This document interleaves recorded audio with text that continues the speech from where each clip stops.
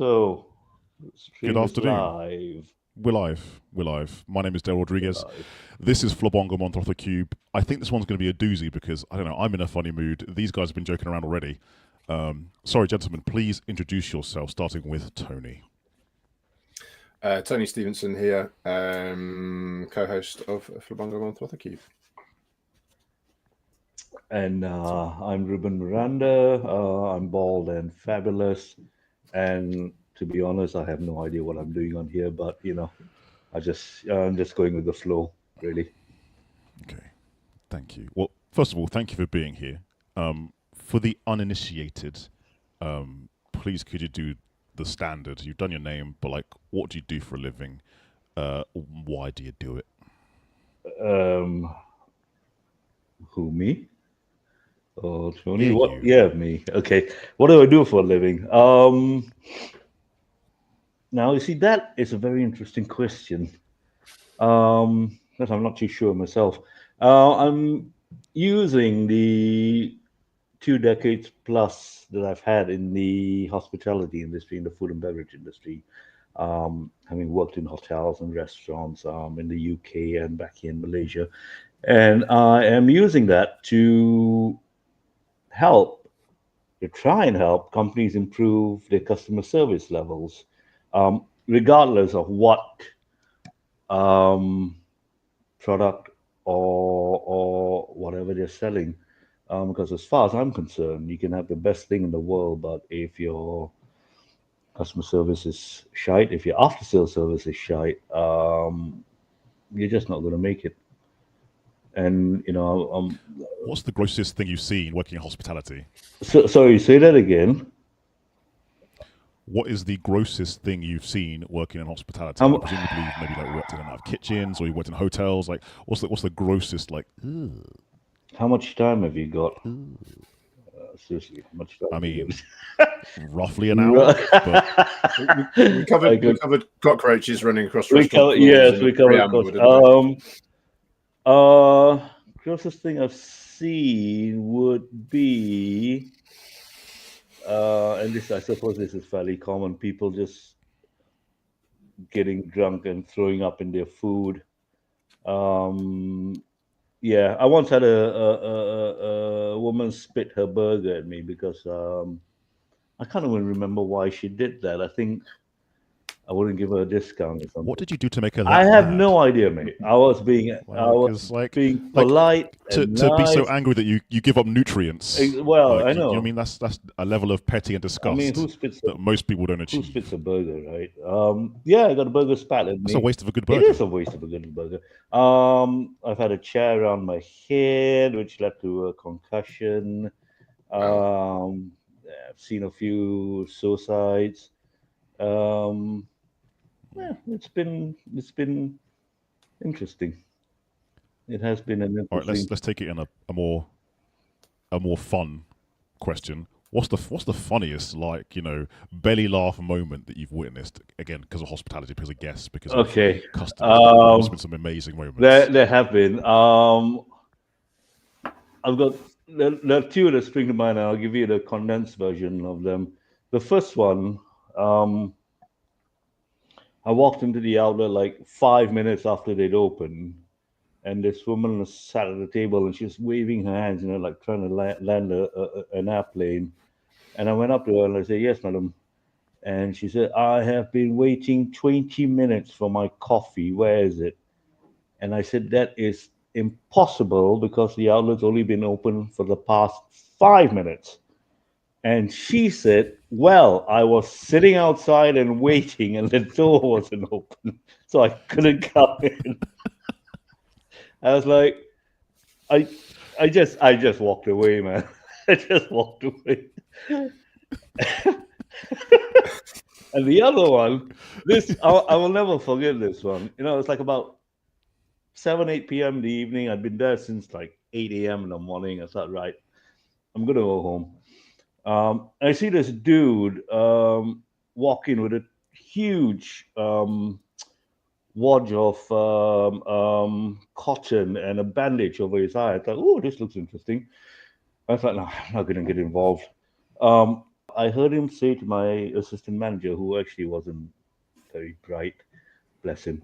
I came in and ate, and I was sitting outside, and um, an ant bit my eyeball, and I had to go and see the doctor. So I stopped, I turned around, and I went up to him. I said, "Hi, I'm Ruben. I'm the operations manager here. Would you mind repeating what you just said?"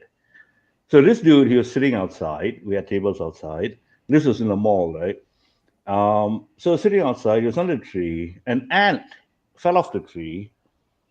He was wearing shorts. You got to remember this. He was wearing shorts. Crawled up his leg, went under his t-shirt, crawled up his neck, crawled up his face, went into his eye and bit him, and he did nothing.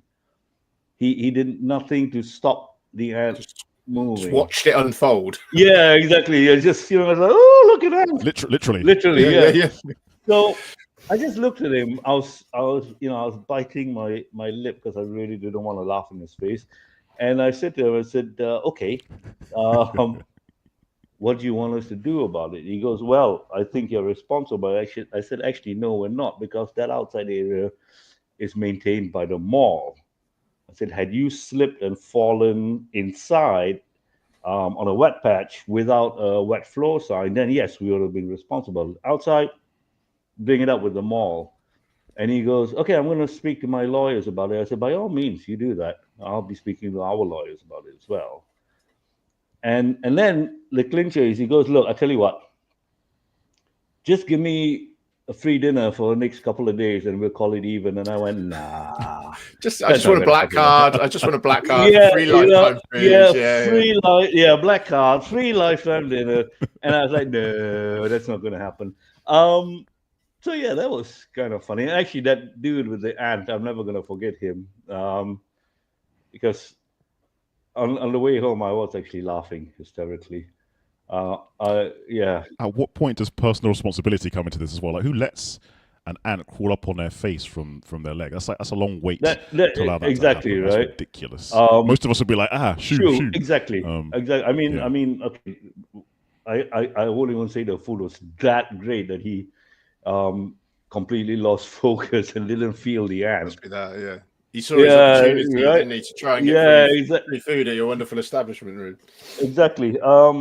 The number of times I've had to deal with people like that, but yeah, there you go. Can I share a story now on this similar subject? Because I think it would be well timed. So, my wife and I were traveling, as Reub and I were discussing before we came live, and the last place we went to was a place in the north of Peru, and we were like, let's go to the beach, this place, and relax for the last few days before we come back to life and reality and trying to balance the dwindling financial reserves that we had left after having been traveling the world for 9 months. And the place was called Mancora, and it was in the north of Peru, and it was just a beach resort, sort of cheapish place. So we went there, and we arrived, and we kind of were staying in this sort of they were kind of like sort of bamboo type huts on a sort of small resort, but kind of, I don't know, about 10 of these rooms, and they were sort of appropriate for the time, but you could kind of like get through the top of them, and like they weren't sort of the most secure things. And we arrived there, and the couple that run the place sort of came to us and said, look, we're really sorry, but you've not come at a great time, because like essentially there's a plague of locusts on the village at the moment. We kind of sort of laughed it off because it wasn't terrible during the day, and then as we came into the evening, we understood what they meant. So we'd had a couple of conversations with people who'd explained what happened, and they said they get these certain like weather conditions, and essentially like a big storm will happen, and then almost exactly 8 weeks later they have this population explosion of essentially like locusts, these kind of like cricket things. And honestly, it will stay with me forever. So like, you're talking about one singular ant climbing up and biting somebody on the face. There were millions of them. And like, I remember sitting in this burger joint, and they were literally like flying, sticking in people's hair, bombing in people's food. And like, as we went out, like in sort of like in Canada, where you see people like sweeping up the snow into drifts on the side of the road, they were doing it with these creatures. It was battening down the mosquito nets at night and trying to just kind of like get through. And they were great. The people who ran the place, which actually sort of segues quite nicely onto like your topic of career, Reub, in that they were so sort of apologetic about something that really wasn't their fault at all, but they threw like a little party for everybody who was staying on the resort, and gave us a load of free food and free drink, and made these kind of little snacks for everybody, and everybody sort of like just kind of came together and tried to communicate the best they could, because there was lots of different nationalities where English wasn't necessarily the first language, and there was a bit of Spanish in there and some Russian and some other bits and pieces. But they really went out of their way to try and like make up for the fact that our trip had been, in their eyes, ruined by this plague of locusts that had descended upon the town of Mancourt. And say it wasn't too bad during the day, but in the evening, the next wave of them came about. So yeah, and that was like supposed to be our sort of like our wind down last few days on tour, like trying before we get back into the world. But that always stuck with me, like how well they handled that. And they didn't give us a discount, mind, but they did give us some free food and some free drinks. So everybody was, and these really nice little sort of like potato chippy things that they'd got, which were really nice. So yeah. That's all you want, isn't it? Your last few days, and you get a biblical plague of locusts. It literally was. Yeah, it was Old Testament style. Absolutely, man. That's pretty amazing. Actually, it's an amazing story. I just remember there were two. Tony, yes. You appear to have a fan. Who is Tayab? Tayab. Hi, Tayab. We've been chatting in the DMs. Okay. He is wearing a very sharp-looking suit in his profile pic, by the way. Yeah, yeah. I mean, it would look better in yellow. I'm biased, but it's cool. Is your background color changed? Was it my background color? Yeah. Has it always been the same background color? No, it's the same one. You painted it. It's the same. No. I must say, I've got the light turned on so you guys can see me properly. Maybe that's it. I must say though, light. That's a very impressive beard that you're rocking there, mate. Thank you. Yes. It needs some taming. It's a bit a bit wiry. But needs some sculpting. Thank you. Where's your beard? You usually have a beard. Where's it gone? It's that, you see, okay, this is the thing. I am actually a massive disappointment in my Indian heritage, because I cannot grow a proper beard to save my life. So it comes out to a certain point and it looks fine, and then it just goes all. So I have to keep it really, really short. I can relate. You're a disappointment to your heritage. I'm a disappointment to my father. There you go. It's the same thing. I mean, I never knew my father. If I had, I'd probably be a disappointment to him as well. So it's all right, man. Yeah. The abandonment made you stronger. Well, he passed away. He didn't actually. Well, I suppose that is the ultimate form of abandonment. So, so yeah. Which was this is why you're a dangerous guest to have. You know me all too well, and you know I laugh at dark stuff. Yes, absolutely. I mean, you gotta laugh at dark stuff, man. Otherwise, some people don't. Some people can't. Some people can't do it. Some people can't handle it. They don't like it. I don't know what trauma has led you to your sense of humor, but mine has been working in the hospitality industry, plus all the stuff I had growing up. So yeah. That's actually skewed me into tremendously dark humor. My trauma runs deep, but I'm not going to trauma dump on you guys. I don't pertain to the whole be your authentic self on LinkedIn, because if people knew my real self, we wouldn't hang out. I'm not going to lie, we wouldn't. Hey, we're all fighting demons, right? Yeah, absolutely, man. Daily. And I believe we all do it in a similar way, right? Like I know Ruben. You are into the fitness, man. Like you lift, right? Yeah, you lift. Yeah. There's been pictures of you on LinkedIn with your arms looking swole. That's all. How is training going? I only go down to the gym to take pictures, then I come back up and go back to bed. I go down, I lift in like about 5 kilograms, get the pump, pose, take a picture, and I fuck this shit, and then I come back to bed. I heard you get 40% of the gains by just being in the gym. You know, like how energy companies charge you a standing tariff and then charge you for your usage on top. Exactly. That's like the same, right? You're just being in the gym. So, some days we're really lucky because we've got a fairly decent gym downstairs in our condominium. So some days I go down and I walk past the gym a couple of times, There and you I go. think, whew, that's a hell of a workout right there. And then I come back and have a coffee. But yeah, Pre-workout. yeah. The original pre-workout, right? Speaking of coffee, we're in coffee tone order. Yeah, that's right. flat white, cappuccino, and mocha. I don't know. no, yeah, no, you're probably. I'm not going to say it because you. No, I'm not going to say it. This feels like an appropriate juncture for my coffee question, Dale. You're long black, Dale. It's obvious you're long black. So. Yeah. Hey, you've been reading my Hinge profile. I see. Sorry, Tony. Please ask your coffee question. I don't know if I assume that bearing on that Ruben's not in the UK, by the way. I know that. Yeah, we chatted about that beforehand. So I don't know whether this carries over, but I'm sure it does in some form or other. So like, the coffee question is essentially like we can all agree that sort of. Well, firstly, I guess the question is, do you drink coffee, which you've already alluded to, so we'll skip past that one. The second question is like we can all agree that sort of local artisan coffee providers is like the elite outcome and something that we would all like to achieve every time we drink a coffee, especially when we paid for it out of the home.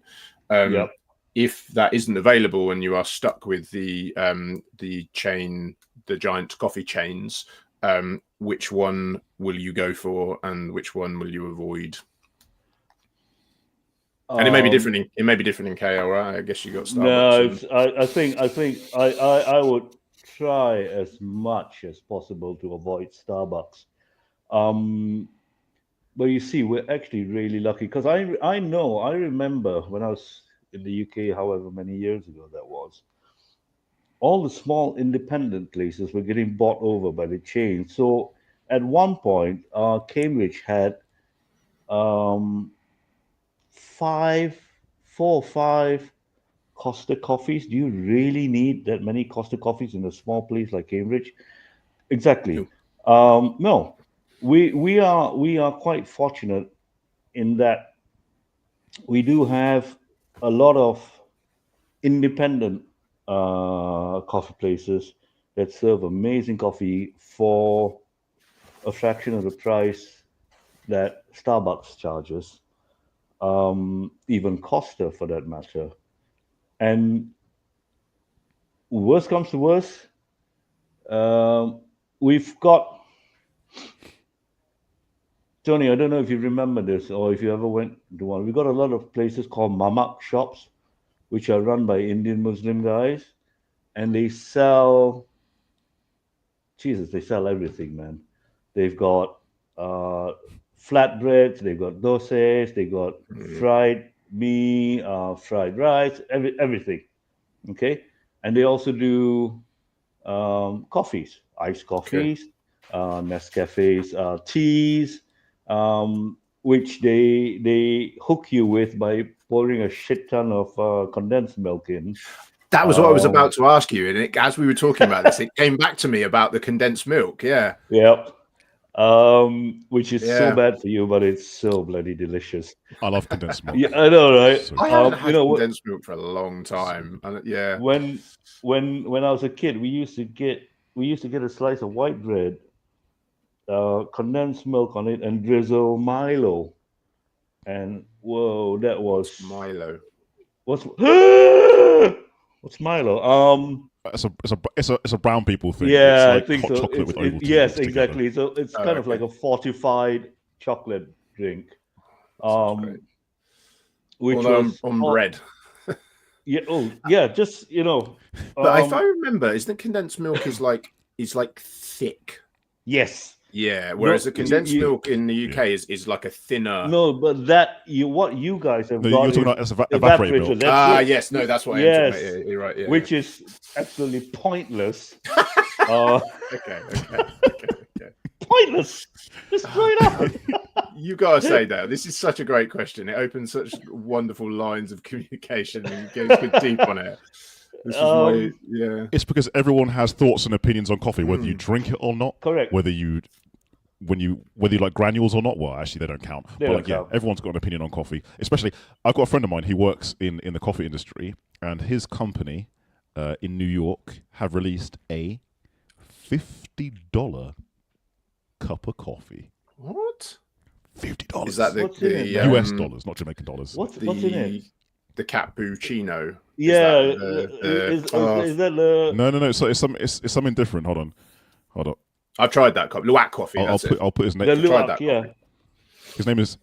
His name is Josh Brown, and he works for Watch House Coffee. Never heard Wow. of them. We're gonna have to look But that yeah, up and they got find out some what's going on in that. expensive coffee. Who pays 50 USD I might get him on the show. for a cup of coffee, man? People who want to flex, I guess. I would do it. once. Yeah.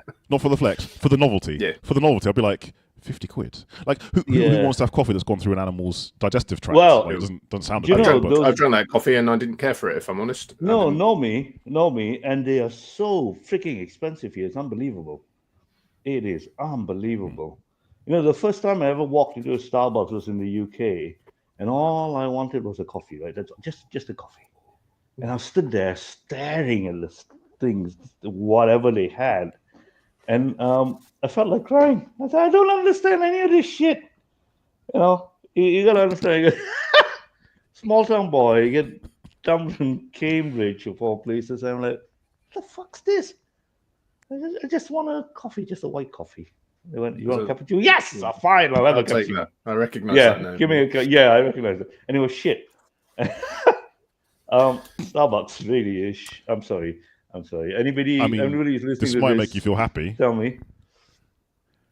I was saying, Starbucks is failing. They're still making money. They're still but making money. Essentially, COVID killed Starbucks because the whole point of Starbucks was they copied and emulated the idea of having like a comfortable, cozy place to sit and have your coffee, and customer service is amazing. Yep.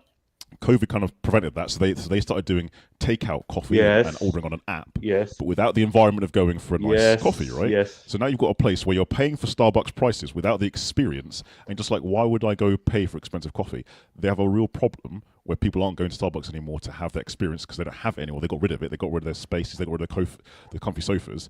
But you're still paying that ridiculous price. Is that happening in the UK?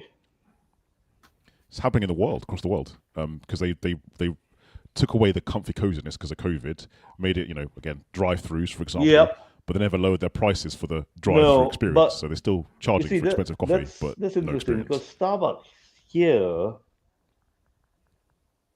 I think, is still doing okay. They've still got the environment, they've still got the coziness, the comfiness, but you see, what people don't realize is that Starbucks isn't selling you coffee; they're selling you a lifestyle with the comfy couches and the high tables and the Wi-Fi that you can only use for an hour, the bastards, because they don't want you sitting there working away after buying just one cup of coffee, right? So you only get Wi-Fi for an hour, and then if you want more, you got to go up again, order another drink or food, get another receipt, and at the bottom of that receipt is the Wi-Fi password, and so on and so forth. Clever. But yes, but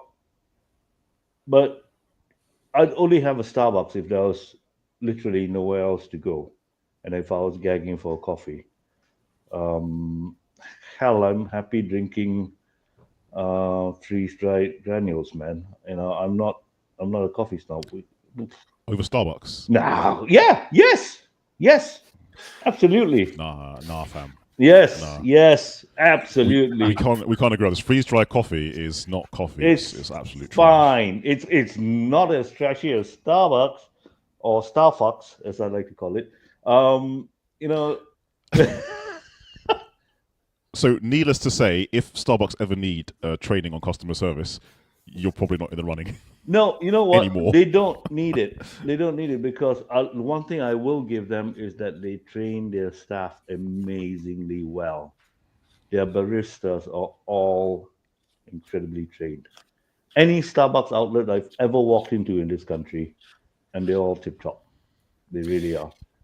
Does that segue us nicely, Ruben, onto your line of work? And I'm intrigued to delve a little deeper into like kind of what you do, sort of practically, how you help businesses and okay, and that kind of stuff.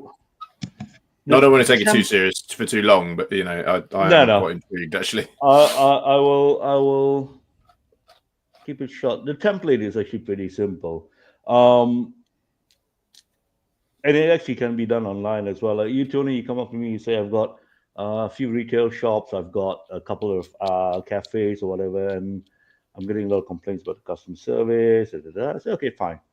So I started off with creating a questionnaire, send it out to your team, right? All anonymous. I don't need to know who's who. Obviously, I'll see their email addresses or whatever, but I don't know these guys. So, and I'll go through that, and the thing is, hospitality is not for everybody. Okay. If I'd have got it in here, or you have it, Tony, are you scratching under the desk, my friend? Not anymore. Okay, thanks, buddy. Your noise. mic's too good. Yeah. We could hear it. Yeah. So yeah, if I'd have got it in here, or you're just going through the motions and doing it for your paycheck, which is fine. You know, not many people are. I hesitate to use the word passionate, but not many people are passionate about customer service, about hospitality, about anything they're doing really. And so send out questionnaires, get the answers back, try and see, and you know, it's I ask pretty probing questions, like things like, are you happy? Do you trust the management? And then again, further down, I'll ask the same question. Do you trust the management? So I'm trying to see if are they sticking to the same thing, or are they bouncing, oh yes, oh no, kind of thing. I'll let you know the results. I won't tell you who said what, because honestly, I don't need to know, nor do you. And then I follow that up with a Zoom call or whatever, you know, Teams or whatever, quick chat, 45 minutes or so, find out a little bit about them. What are they happy about? What are they unhappy about? Make a note of all of that, compile all the evidence, and then I'll sit down with you and say, okay, Tony, this is how the team are feeling. They don't trust you. 90% of them don't trust you, or 90% of them do trust you. The others not sure, they're ambivalent, and which is fine. Okay, that's not a big deal. And then we, both of us, will sit down and we'll come up with a plan of action on how to approach these guys, steps that should be taken. Why are they not providing the service that you think they should be giving? Is it the customers? Now, I'll tell you something that's very interesting. Many years ago, I took over this outlet. It was a really, really busy outlet. Okay, it's one of the busiest outlets in our group. And the first day I sat down there and I pulled out, at that time we had comment cards, and I pulled out a whole stack of comment cards, and pretty much 99% of them were bitching about service. And I was thinking to myself, Jesus, what have I let myself into? Right, but it was too late for me. I was stuck there. And then as time went on, I realized the staff were being dicks, because the customers were being dicks towards them, right? So the staff were it was a defense mechanism. So I said, okay, I thought, right, I'm seeing the issue here. It's not that the team are inherently difficult. It's just that it got to the point where they couldn't take the abuse from the customers anymore. And my God, there was a hell of a lot of abuse. I got a shit ton of abuse at that outlet. So what I did was I rang my GM. I said, look, what did you put me here for? He said, I want you to improve things. I said, okay, you're going to have to trust me. Let me do it my way. And he went, what does that mean? I said, no.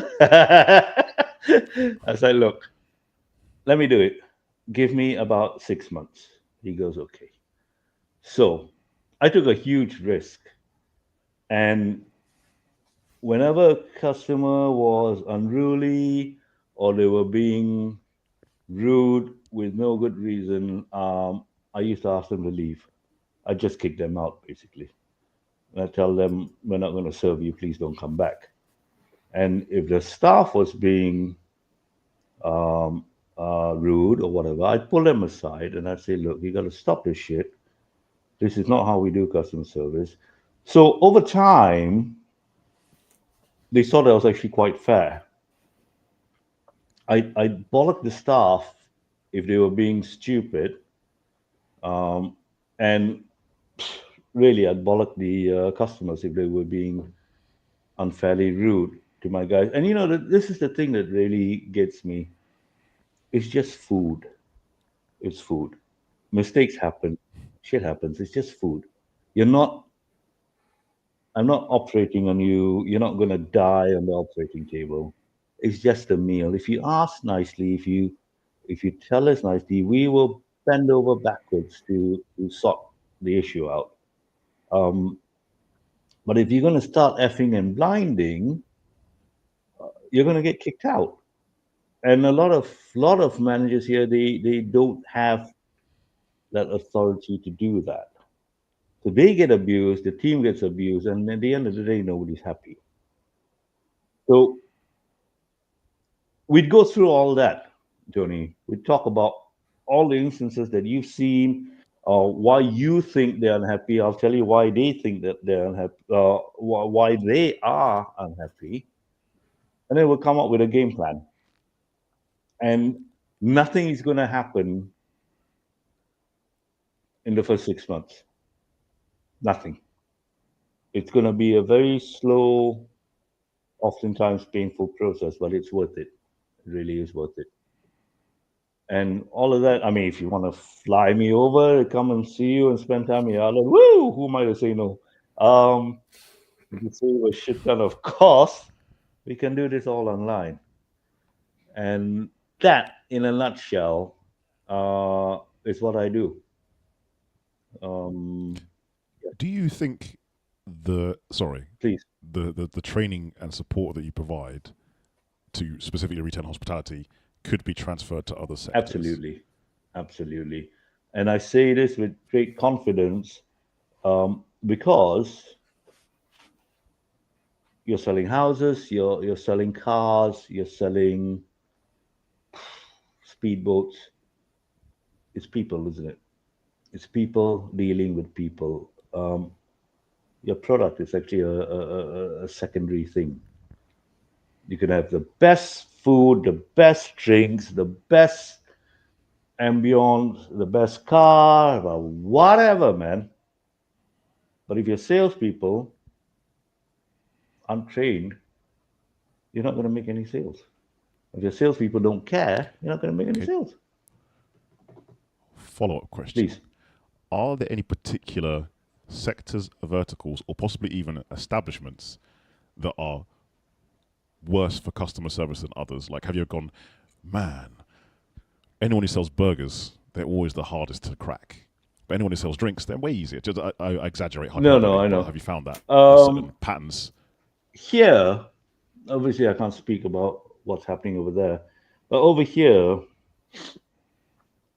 it's mainly restaurants um, because many of them, see, a lot of them have bounced back since COVID, and they don't, but they're still trying to recuperate, or recoup their losses, right? So they don't see, or they may find that spending on training or even branding or rebranding or whatever is not in their budget, which to me is a little bit short-sighted because there will come a point where people are going to stop coming to you. Um, and then what are you going to do? And the other fear is that they train somebody up too well, they might leave, go somewhere else. Um, so And the other place I see it, funnily enough, is in our private hospitals, where, yep, okay, so we've got our private hospitals, we've got our government hospitals. Government hospitals are way cheaper, but the wait time is tremendous. It's kind of like going to the A&E, and you could, Okay, so that sounds very familiar. yes, you could wait for hours, and so a lot of people, if they can afford it, they go to a private hospital.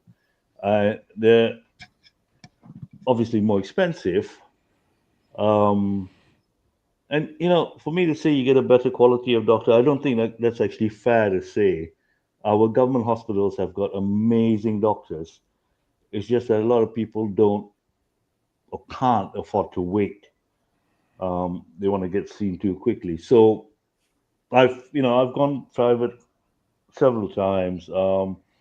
Last time being for um, the operation of my prostate.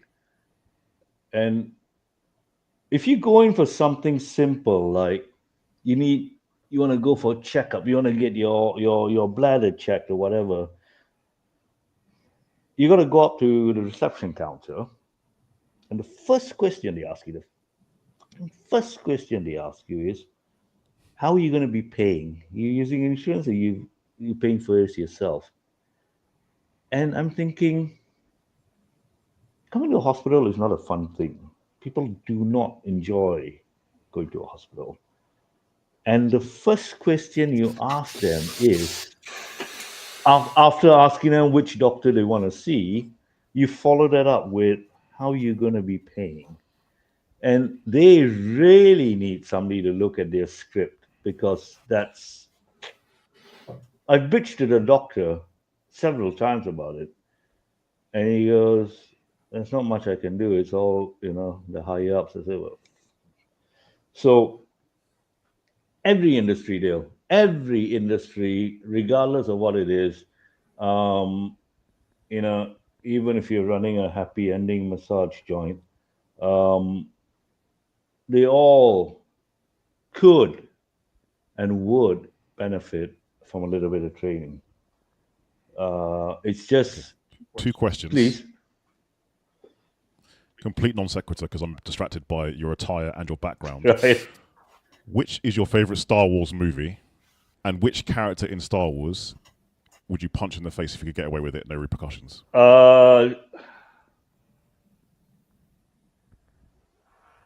What's the name of the Gungan?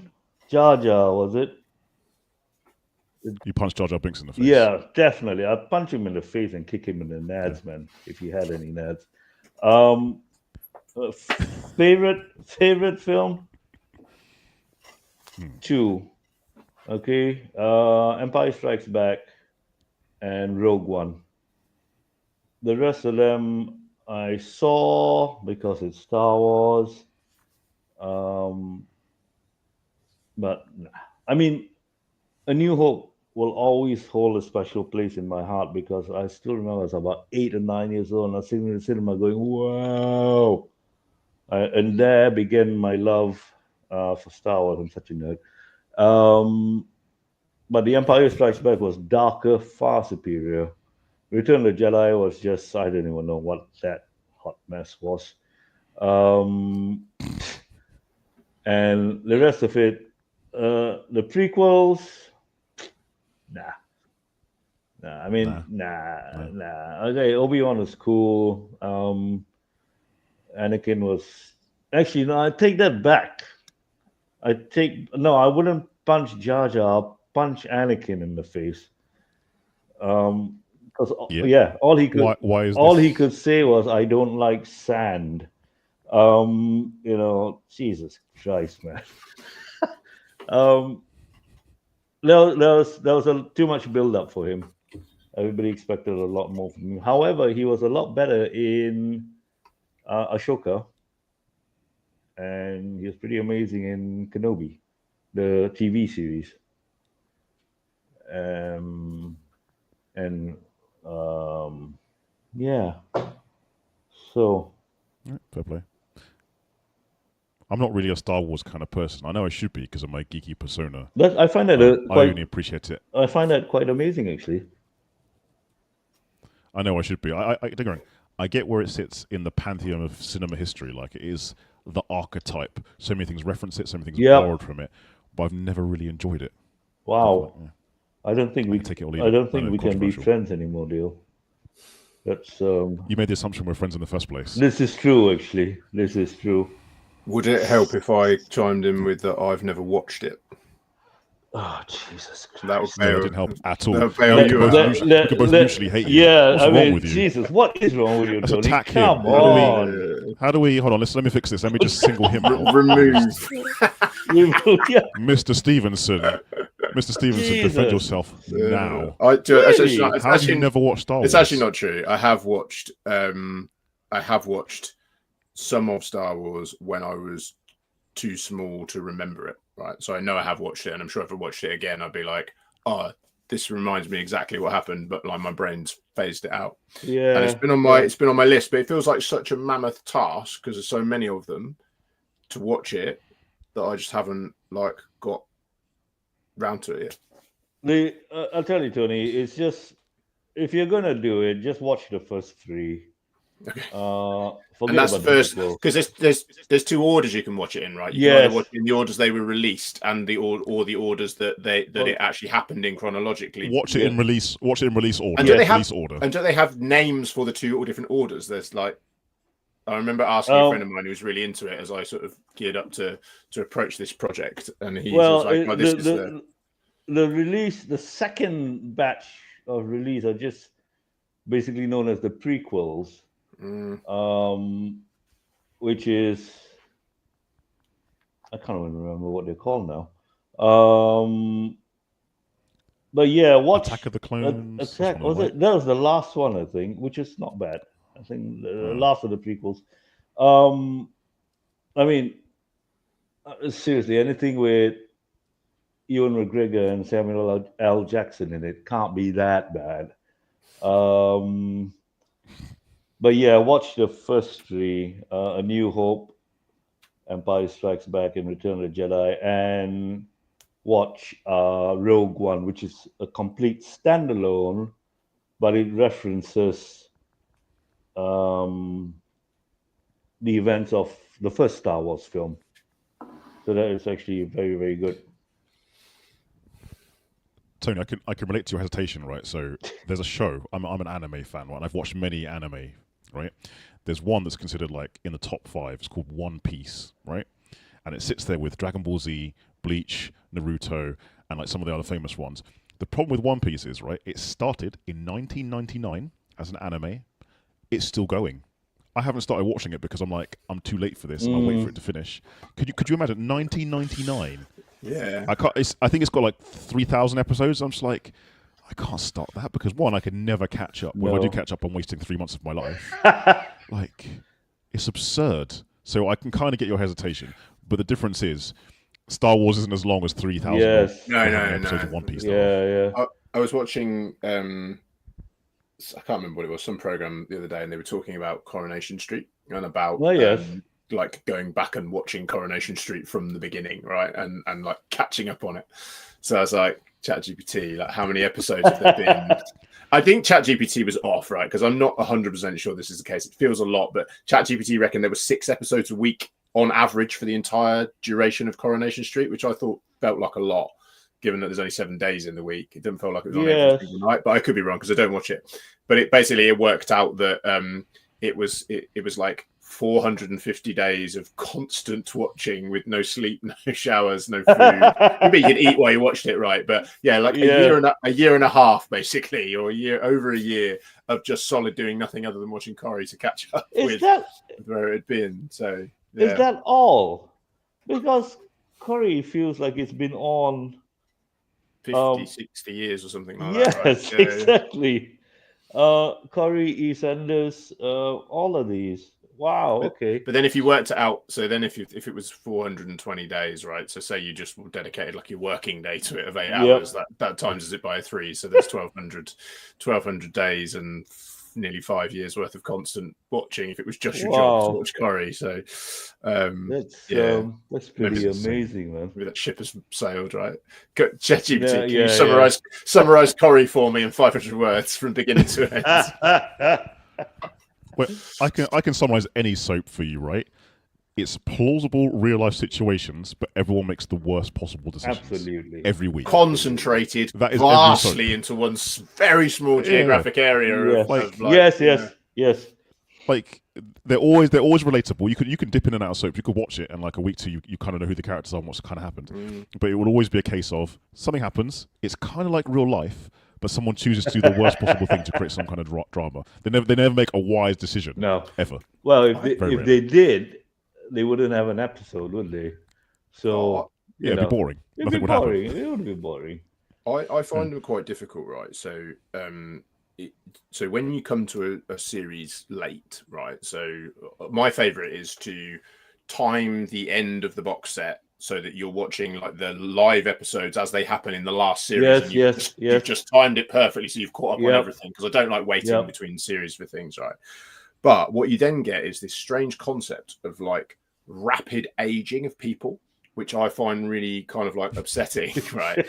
So we're in our house, we're big fans of Gavin and Stacey, right? But I didn't like Gavin and Stacey. I caught a 10-minute clip of it once and thought it was pure old nonsense, and then didn't go back to it for 10 years until my wife like just sat me down and went, "You've got to watch this. Like it's, I love it, whatever."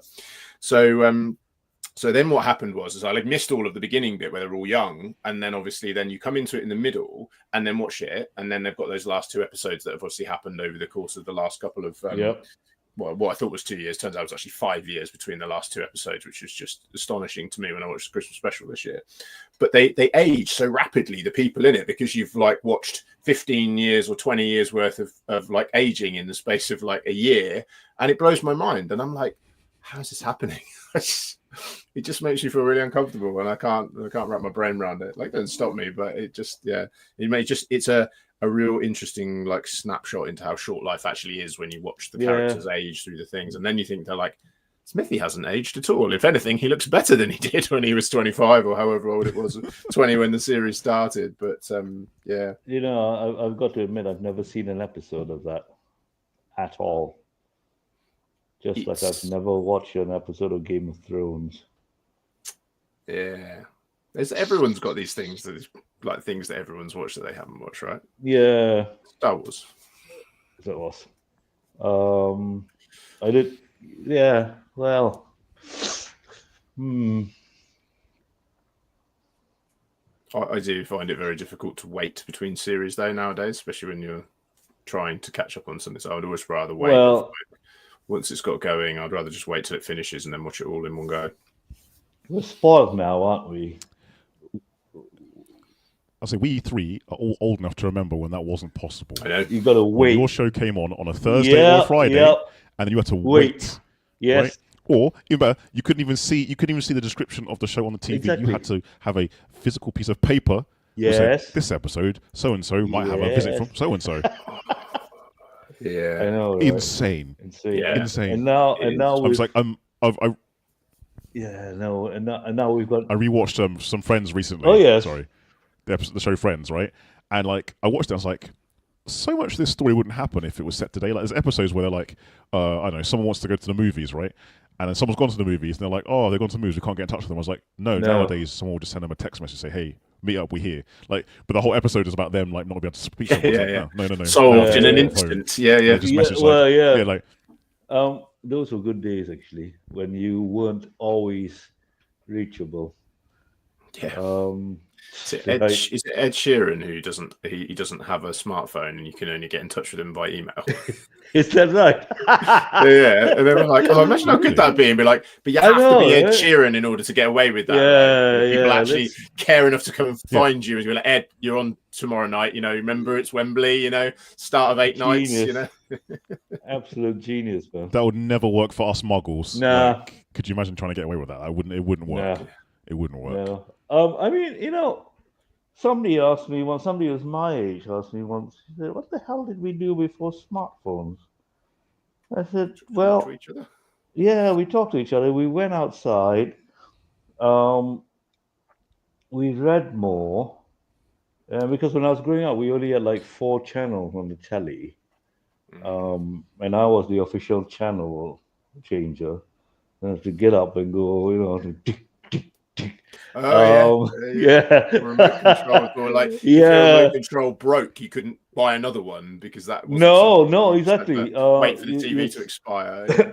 But the thing is, when I was a kid, we remote controls, no way, man. Nobody even thought about things like that, 4 channels. So we spent most of the day out. We spoke to each other, we talked to each other, we read, and we weren't constantly looking at the screen. We didn't have. I also say that smartphones Yeah, killed good coffee and pub conversation. Like absolutely. I remember, like you could go to the pub with your friends, right, and you could chat absolute nonsense. I think so and so has been abducted by aliens, Yeah. some celebrity, right? And you chat about it, and then that'll be the conversation for like the rest of the night. Yep. Like, but nowadays, someone will be like, actually, let me just get I'm my phone doing out. Let me just it, Google that. yeah. Nah, Yeah. not true. And then like it's the end of the conversation. It's like there's no more nonsense conversations anymore. My wife really likes to suppose on things, so she'll ask a question, and I am to the facts, right? I want to know, and she'll be like, "What do you think about this?" And I'm like, "What do you mean think? What do you mean think? This little box, this tells us the answer." She's like, let's just think about it, let's just suppose some ideas around this. I'm like, no, facts are right here, Yeah, and exactly. everything on the internet is 100% correct. Absolutely, right? I believe. But your wife is actually everything- displaying a really good skill, right? She is. She is. I believe everything I read Practicing on the critical internet. thinking, chewing it through. She's a primary school teacher, so it's encouraging to know. Okay. Yeah. Okay, and that's an amazing point, actually, Tony, because the other thing about customer service, people have lost. Yeah, people have You lost. brought that book back really well, by the way. Yeah, thank you very much. Yeah. People have lost the ability to communicate with each other. They don't know how to speak to each other anymore, and it's Usually in sarcasm. That's the best way forward. absolutely. But no, nobody grasps sarcasm anymore. Sarcasm, That's because it's sticky. yeah, it only works for people of a certain age. And communication skills are lost. Body language, people don't know how to read body language. I think I know what the answer to this question is, Ruben, having known you for 53 minutes now. Maybe 55 minutes. But that's an age, really. It is in our world, right? We could have, absolutely. We could have got through several box sets in this time if we'd have watched it on 2 times speed, right? You could have watched 3/4 of Star Wars in this time, yeah, bro. man. Exactly, yeah. ChatGPT could have summarized it for me. Absolutely. The question that I was going to ask you is that do you believe the customer is always right? No, hell no. I thought that was what you were going to say. Yeah. Dale's got a point. So, because I'm very excited. I actually researched this phrase. The phrase is actually the customer is always right in matters of taste. That's the full saying. No, apparently that's not the full thing.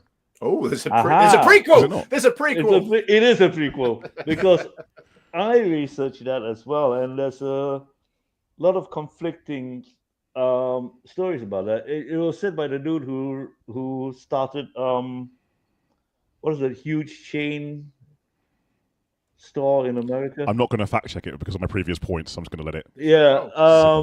I assume it was Henry Ford. So what?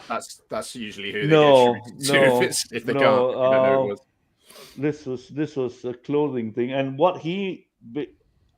if you go by what you just said, Dale, he meant that in terms of fashion, whatever the hell the customer wanted to buy and wear, they were absolutely right.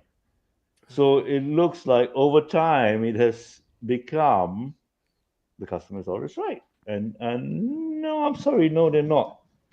No. No, they I don't. just love the idea of Ruben sitting down with a room of people, training them on customer service, and this issue coming up, and him being like, when they say, "Don't you know the customer's always right?" You quote back to them the actual full quote, which is like, "They're always right in matters of taste." And unfortunately, this isn't a matter of taste. This is a matter of, you got bit on the face by an ant, but it wasn't on our property. Yeah, exactly. Exactly, and that's exactly it. That is a perfect example of the customer not being right. There's a customer being a dick, an absolute idiot. You're telling me you can technically they weren't even a customer if they weren't on your property, right? They were just a person. Well, actually, no. Technically, they were. Okay, right, okay. Yeah, they were. Even though they were outside, they were still eating our restaurant's food and all that. Okay, but yeah, I'm not gonna take shit like that. You were there at 8:30 in the morning. You come and see me at 8 o'clock at night and tell me about an ant. Come on, seriously, really? Yeah. So. Glad we opened this can of worms. Good question, Tony. Yeah. You do ask some very good questions, man. I'm slightly different, as you all have probably realized by now. Yeah. So, it's been almost an hour. I've got to get back to work. I assume Tony's got to get back to work. Ruben, I assume you should probably get back to work. Before we leave, two things. Do you have any questions for me and Tony? And do you have a nugget, a bombshell of wisdom you want to go off on? So questions first, and then nugget of wisdom. No questions. I just think you both are amazing gentlemen to speak to or speak with. And I think Tony just needs to watch a couple of Star Wars films and be fine. Dale, we don't have enough time to start with what you should be doing. There's just not enough time in the world, so we'll leave it at that. A nugget. You sound like my therapist. Yeah, well, yes. Please feel free to lie on the couch, Dale. Little nugget of wisdom.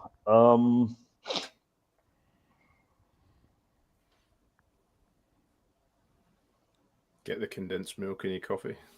Absolutely, man. What a hell of a way to kickstart your morning. If you're a business owner, seriously think about